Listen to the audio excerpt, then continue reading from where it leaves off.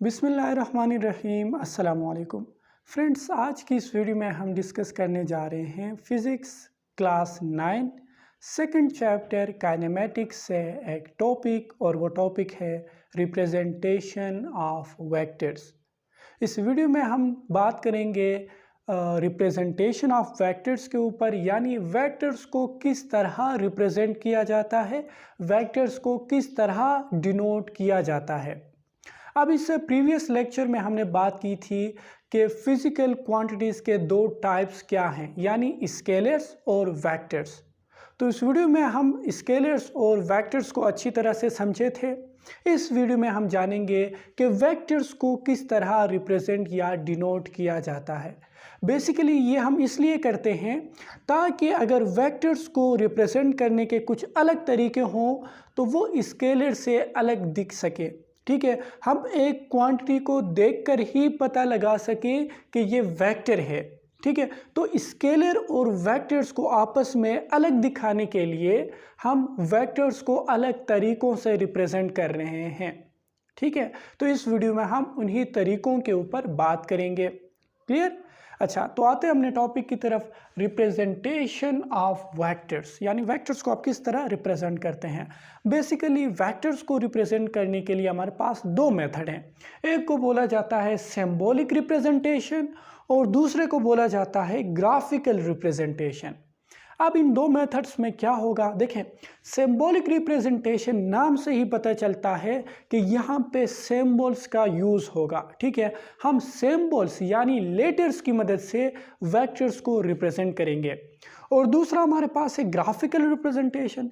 Graphical representation में हम vectors को ज्योमेट्रिकल मेथड यानी ज्योमेट्री की मदद से रिप्रेजेंट करेंगे, ग्राफ में रिप्रेजेंट करेंगे या कोऑर्डिनेट सिस्टम में जो है वेक्टर्स को रिप्रेजेंट करेंगे। तो ये दो अलग अलग मेथड है। क्लियर? अच्छा, तो सिंबॉलिक रिप्रेजेंटेशन क्या है देखते हैं। Symbolically a vector is represented by a bold face letter capital or small. ठीक है, सिंबॉलिकली हम वेक्टर्स को किस तरह रिप्रेजेंट करेंगे, जिस तरह होता है ना, किसी भी क्वांटिटी को लिखने के लिए अलग अलग सिंबल होते हैं। जिस तरह डिस्प्लेसमेंट के लिए एस यूज़ होता है, वेलोसिटी के लिए वी यूज़ होता है, मास के लिए एम यूज़ होता है। तो ये डिफरेंट डिफरेंट सिंबल होते हैं ना। अब इन सिंबल को हम जो है अलग करके लिखेंगे। कैसे? Symbolically a vector is represented by bold face letter, यानी अगर वेक्टर है तो उस लेटर को, उस सिंबल को हम बोल्ड करके लिखेंगे। जैसे यहाँ पे है, ठीक है, ये एस जो है ये बोल्ड हो चुका है, यानी मोटा करके हम इसको लिखते हैं, बोल्ड फेस में लिखते हैं। इससे ये पता चलेगा कि ये क्वांटिटी जो है ये वेक्टर है। क्लियर? अच्छा, एक तो ये है, इसको आप कैपिटल या स्मॉल में लिख सकते हैं। ठीक है, वो डिपेंड करेगा कि उस क्वांटिटी को कैपिटल सिंबल से रिप्रेजेंट किया जाता है या स्मॉल से। जैसे ये डिस्प्लेसमेंट है, एक वेक्टर क्वांटिटी जिसको स्मॉल एस से डिनोट किया जाता है। चूंकि डिस्प्लेसमेंट वेक्टर है इसलिए इसको बोल्ड फेस में लिखा जाता है। क्लियर? अच्छा, एक तो ये है, सिंबॉलिकली आप इस तरह रिप्रेजेंट कर सकते हैं बोल्ड फेस में। और फिर क्या है, vectors can also be represented by a simple face letter with an arrow above और बिलो इट। ठीक है, अगर आपको बोल्ड फेस लिखने में इश्यू हो रहा है तो आप ये कर सकते हैं कि उसको सिंपल फेस लेटर में ही लिख लें। ठीक है, कोई बोल्ड ना करें, लेकिन एरो हेड यूज़ करें या एरो यूज़ करें। आप उसको अबाव यूज़ करते हैं या बिलो, कोई इशू नहीं है। ठीक है, जैसे ये वी यानी वेलोसिटी को रिप्रेजेंट कर रहा है, एक वेक्टर क्वांटिटी है, तो उसके ऊपर हमने एरो हेड लगा दिया, एरो लगा दिया। ये एरो ये बताएगा कि ये क्वांटिटी वेक्टर है, स्केलर नहीं। यानी यहाँ किसी भी क्वांटिटी के सिंबल के ऊपर अगर एरो है तो इससे पता चलता है कि वो क्वांटिटी वेक्टर है, क्योंकि ये वेक्टर का रिप्रेजेंटेशन है। क्लियर? इसी तरह फोर्स एक वेक्टर क्वांटिटी है, इसके ऊपर एरो लगा दिया। या एरिया जो होता है वो एक वेक्टर क्वांटिटी है, इसके नीचे भी हम एरो यूज़ कर सकते हैं। ठीक है, आप अबाव यूज़ करें या बिलो, एरो यूज़ करना है वेक्टर्स के लिए। तो ये सिंबॉलिकली इस तरह रिप्रेजेंट किया जाता है। या आपने बोल्ड फेस यूज़ करनी है या सिंपल फेस में ही आपने एरोस लगाने हैं। इससे पता चलेगा कि ये क्या है, ये एक वेक्टर क्वांटिटी है। तो सिंबॉलिकली इस तरह रिप्रेजेंट किया जाता है। फॉर एग्जांपल मैं अगर यहाँ पे लिख दूँ force is equals to 10 newton. तो यहाँ पे फोर्स के ऊपर मैं एरो हेड लगाऊंगा, ठीक है। इससे पता चलेगा कि ये क्या है, एक वेक्टर क्वांटिटी है। क्लियर। साथ ही डायरेक्शन भी होता है, उसको हम आगे डिस्कस करेंगे, ठीक है। अच्छा, तो सिंबॉलिकली इस तरह रिप्रेजेंट किया जाता है। अब दूसरे मेथड की तरफ आते हैं, वो है ग्राफिकल रिप्रेजेंटेशन। ग्राफिकल रिप्रेजेंटेशन में हम क्या करेंगे, एक वेक्टर को जो है कोऑर्डिनेट सिस्टम में ग्राफ में रिप्रेजेंट करेंगे, ठीक है। यानी ये एक ज्योमेट्रिकल मेथड है। तो यहाँ पे क्या कहता है, vectors can be represented in graphs as well, यानी वेक्टर्स ग्राफ में भी रिप्रेजेंट किया जाता है। अब वो कैसे करते हैं उस पर बात करेंगे, लेकिन सबसे पहले हम जानेंगे कि कोऑर्डिनेट सिस्टम क्या होता है। कोऑर्डिनेट सिस्टम में ही वेक्टर्स को रिप्रेजेंट किया जाता है, इसलिए हम पहले कोऑर्डिनेट सिस्टम को जानेंगे। तो कोऑर्डिनेट सिस्टम क्या है, देखें, combination of 2 or 3 perpendicular lines used to represent a point or a vector। Basically coordinate system क्या होता है, combination of 2 or 3 perpendicular lines। Coordinate system में हमारे पास या तो 2 परपेंडिकुलर लाइंस होंगे या 3 परपेंडिकुलर लाइंस होंगे। परपेंडिकुलर मतलब जो आपस में 90 डिग्री एंगल बनाते हों, यानी 90 डिग्री का एंगल जिनके बीच में हो, ऐसे लाइंस को परपेंडिकुलर लाइंस कहा जाता है। और कोऑर्डिनेट सिस्टम में ऐसे 2 परपेंडिकुलर लाइंस होंगे या 3 परपेंडिकुलर लाइंस होंगे। क्लियर। अब वो किस लिए यूज होते हैं, use to represent a point और ए वेक्टर।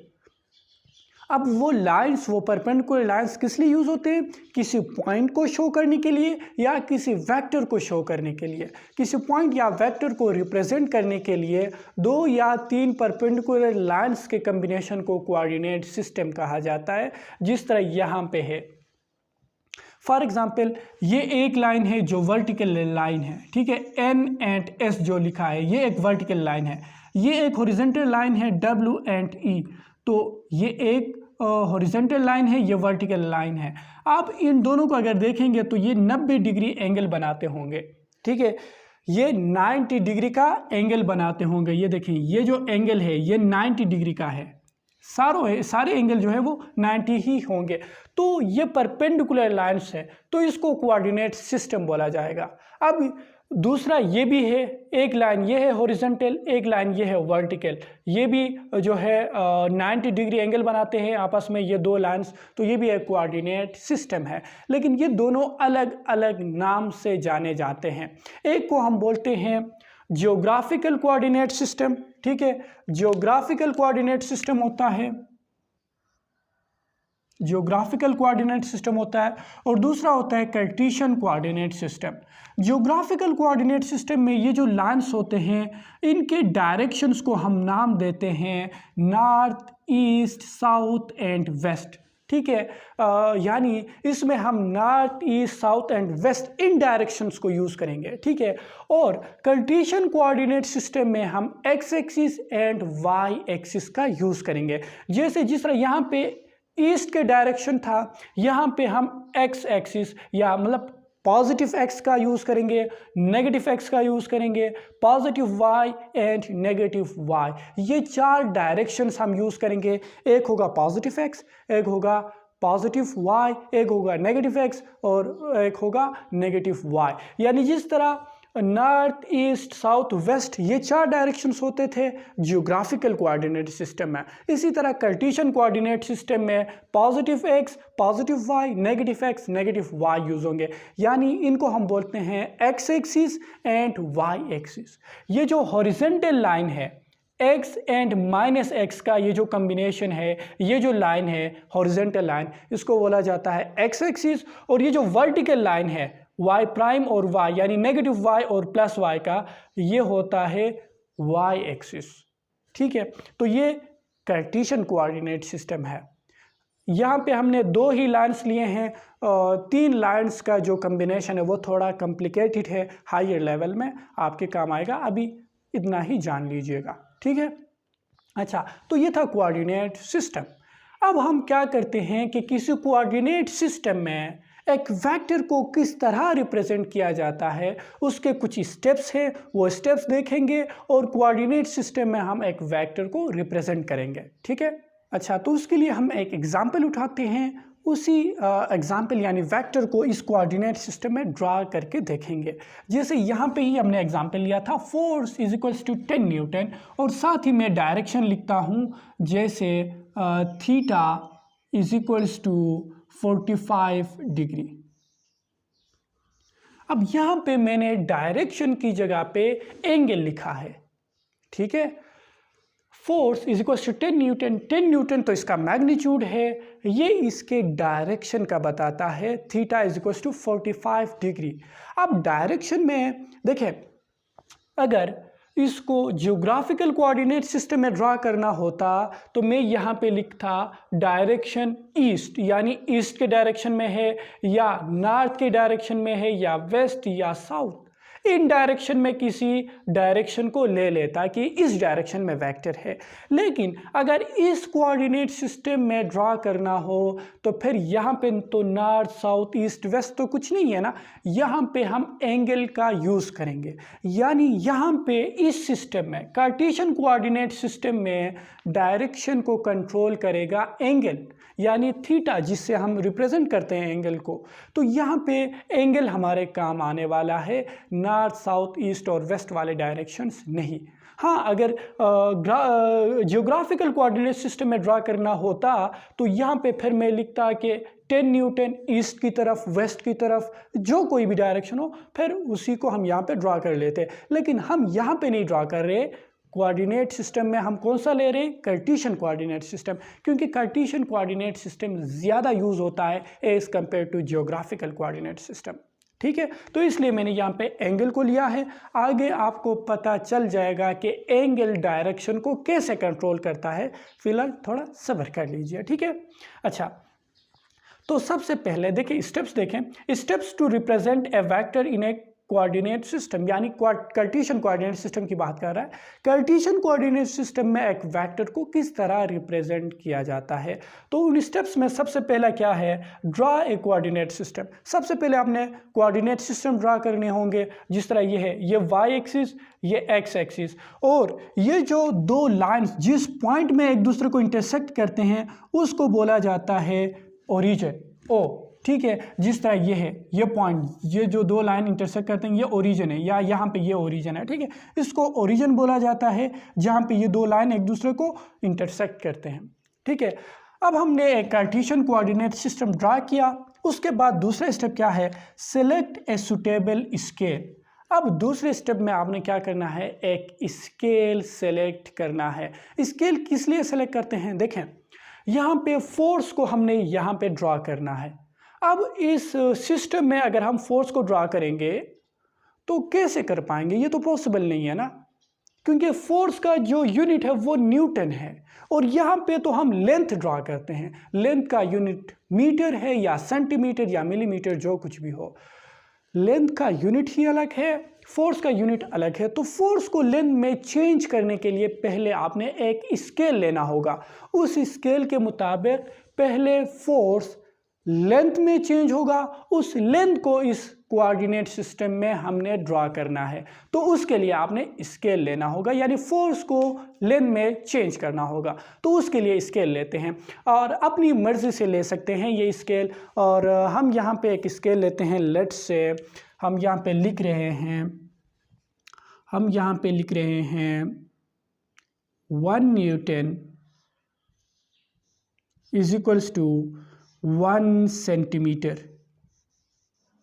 ठीक है, ये एक स्केल है, 1 newton is equals to 1 centimetre, यानी हम 1 न्यूटन को 1 सेंटीमीटर के बराबर मान रहे हैं। इसी तरह 10 न्यूटन को यहाँ पे हम 10 सेंटीमीटर ड्रा करेंगे।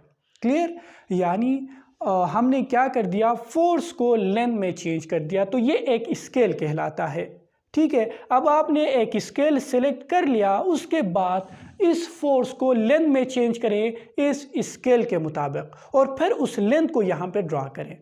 क्लियर, अच्छा, तो दूसरा जो स्टेप था वो था सेलेक्टिंग ए सुटेबल स्केल, वो हमने सेलेक्ट कर लिया, यानी फोर्स को हमने लेंथ में चेंज किया। यानी कोई अगर दूसरा क्वांटिटी हो जैसे वेलोसिटी हो, उसको भी आपने लेंथ ही में चेंज करना है, ठीक है। जो कुछ भी क्वांटिटी हो उसको लेंथ में चेंज करना है एक स्केल की मदद से। अब तीसरे स्टेप में आते हैं, draw a line in the specified direction with a length equal to the magnitude of vector according to the selected scale. यानी अब आपने क्या करना है, इस स्केल के मुताबिक ये वेक्टर जितना भी लेंथ बनता है उतना लेंथ यहाँ पे ड्रॉ करना है उसके डायरेक्शन के हिसाब से। यानी मैं अगर यहाँ पे ड्रॉ करूँ, ये 10 न्यूटन है, 10 न्यूटन कितना बनेगा, 10 सेंटीमीटर बनेगा। तो 10 सेंटीमीटर में यहाँ पे लाइन ड्रॉ करूँगा, ठीक है। मान लीजिएगा ये 10 सेंटीमीटर लाइन है, मैंने यहाँ पे ड्रॉ कर ली। अब यहाँ पे इस लाइन को ड्रा करते हुए इसका डायरेक्शन भी ख्याल रखना होता है। जैसे यहाँ से मैं यहाँ पे लाइन ड्रा करता तो वो भी 10 सेंटीमीटर होना था, यहाँ से यहाँ तक लाइन ड्रा करता तो वो भी 10 सेंटीमीटर होना था, लेकिन मैंने इसी डायरेक्शन में क्यों लगाई, क्योंकि इसी डायरेक्शन में वेक्टर का डायरेक्शन है। क्योंकि यहाँ पे एंगल क्या है, 45 डिग्री। यानी ये देखें, ये एंगल जो है थीटा, ये 45 डिग्री है। इसी एंगल के हिसाब से आपने लाइन ड्रा करने होते हैं। अगर ये एंगल 45 नहीं बल्कि 60 होता तो मैं शायद कुछ इस तरह लाइन ड्रा करता, यानी 60 एंगल पे। तो ये एंगल डायरेक्शन को कंट्रोल कर रहा है। देखें, ये 45 पे इस तरह हुआ, 60 पे इस तरह होना था, 90 पे बिल्कुल इस तरह हो जाना था, ठीक है। तो एंगल डायरेक्शन को कंट्रोल कर रहा है, इसलिए कार्टेशियन कोऑर्डिनेट सिस्टम में हम डायरेक्शन को एंगल की मदद से लिखते हैं, ठीक है। इस एंगल के हिसाब से आपने ये लाइन ड्रॉ करने होते हैं। और लास्ट स्टेप में क्या है, put an arrow in the direction of vector. अब वेक्टर का जो भी डायरेक्शन है उस डायरेक्शन में आपने एरो लगा देना है। जैसे यहाँ पे फॉर एग्जाम्पल ये देखें, ये हमने एरो लगा दिया, यानी वेक्टर इसी डायरेक्शन में है। तो इस तरह वेक्टर को ये देखें एक लाइन की मदद से हम कोऑर्डिनेट सिस्टम में ड्रॉ कर लेते हैं। तो ये जो रिप्रेजेंटेशन है, ये कौन सा रिप्रेजेंटेशन है, ये है ग्राफिकल रिप्रेजेंटेशन। क्लियर। अच्छा, यहाँ पे एक टर्म था सुटेबल स्केल। अब सुटेबल से क्या मतलब है, स्केल भी तो बोला जा सकता था ना।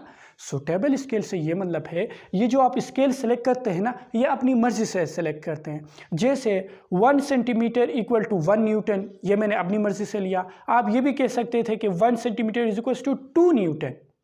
तो फिर ये 10 न्यूटन का जो लेंथ था वो 5 सेंटीमीटर बन जाना था, ठीक है।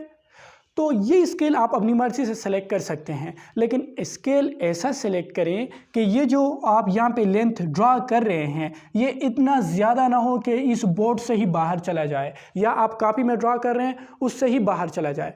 कॉपी के पेज में ये जो है लाई करना चाहिए, यानी इतना लेंथ ना हो इस स्केल के मुताबिक कि ये या तो बहुत छोटा हो या बहुत बड़ा हो, इस तरह नहीं होनी चाहिए। एक जो है कंसिडरेबल लेंथ होनी चाहिए जो साफ दिखे और साफ उसको जो है एनालिसिस आप कर पाएँ, इंटरप्रेट कर पाएँ, ठीक है। तो इसलिए सुटेबल स्केल का जो है आप यूज़ कीजिएगा। तो ये था आज का हमारा लेक्चर, रिप्रेजेंटेशन ऑफ वेक्टर्स। आप ये नोट्स कॉपी करना चाहते हैं तो आप कर सकते हैं। आज का हमारा लेक्चर यहीं पे ख़त्म हो जाता है। आई होप ये वीडियो आपको अच्छी लगी होगी। अगर वीडियो अच्छी लगी है तो वीडियो को लाइक करें, चैनल पर नए तो चैनल को सब्सक्राइब करें। इस तरह के और भी वीडियोज़ के लिंक आपको डिस्क्रिप्शन में मिल जाएंगे। Thanks for watching.